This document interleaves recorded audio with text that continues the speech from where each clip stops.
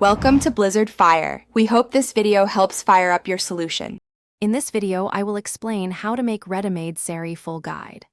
Start by choosing fabric and measuring carefully, then cut the blouse and petticoat pieces precisely.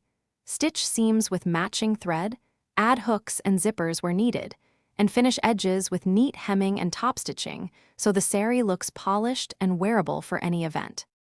Begin sewing with straight, consistent seams and press each seam open as you go to keep shapes crisp. Attach facings and linings to support delicate fabrics, then assemble panels with reinforced seams at stress points. Try on midway for fit adjustments, trim excess fabric carefully, and finish by pressing and checking hems so the final Readymade saree feels professional and comfortable to wear. If you're finding this helpful, please subscribe and like so I can make more useful guides.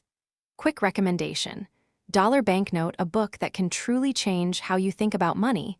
The Simple Path to Wealth is worth a look for anyone planning finances around crafts and small businesses. Check the description for the link and other deals, and now let's get back to the video.